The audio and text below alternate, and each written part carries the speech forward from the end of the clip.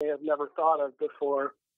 So it's hard to predict when a field is dead or not. The field can have resurgences, and I think anatomy has had that. I'm sure there are other examples that I'm less familiar with. I'm sure there are fields that have kind of died, although I couldn't name one in science that definitely is dead or just, all solved. But there are things we know about nature that no longer are worth exploring in deep detail. Yeah. I don't know if you want to call that a dead subject. It's just a well-known subject. We've mastered it. Yeah. If we've mastered it, we can move on a bit. But doesn't mean it's not important or is truly dead. I don't know.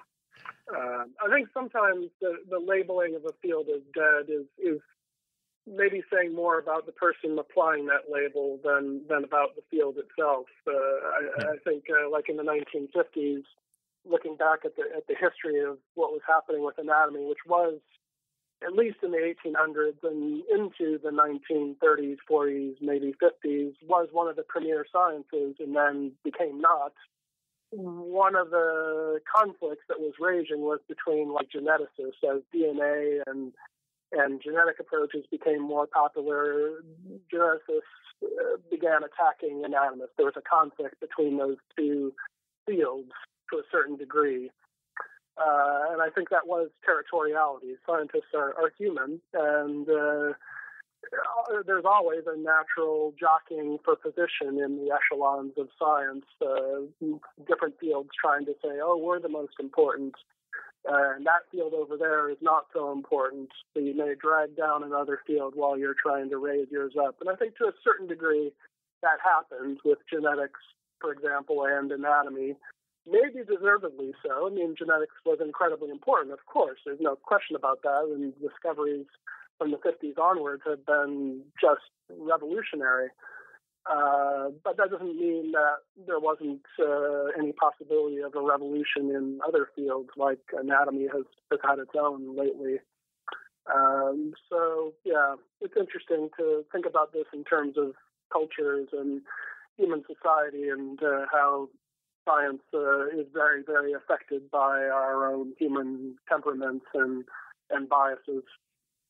Now, John, I want to thank you, first of all, for being on the show. But if people would like to follow you and learn more, what's the best way?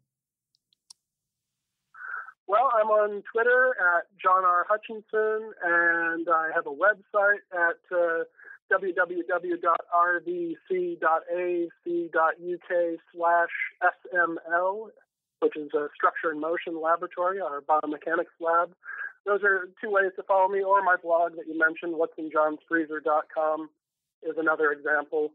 I've got a pretty strong general presence on social media with my team, so I'm pretty easy to find. You can just Google John Hutchinson and you'll find various virtual incarnations of me out there. Fantastic. Well, thank you very much for being our very first guest. That's a huge, honor for you, if I could presume, but honor for us to have. Yeah, I didn't know it was the first guest. That's great.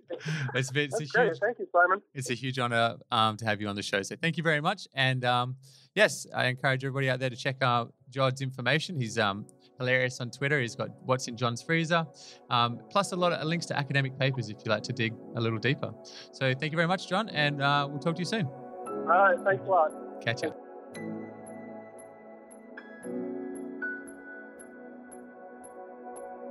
Well, that's all we have time for this week. Thank you for listening to the UniV podcast. To follow our series, please subscribe to our channel via iTunes, Beyond Pod, or the equivalent service. And if you particularly enjoyed the show, please don't forget to rate. For further information, news, videos, and articles, head to univ.com.au.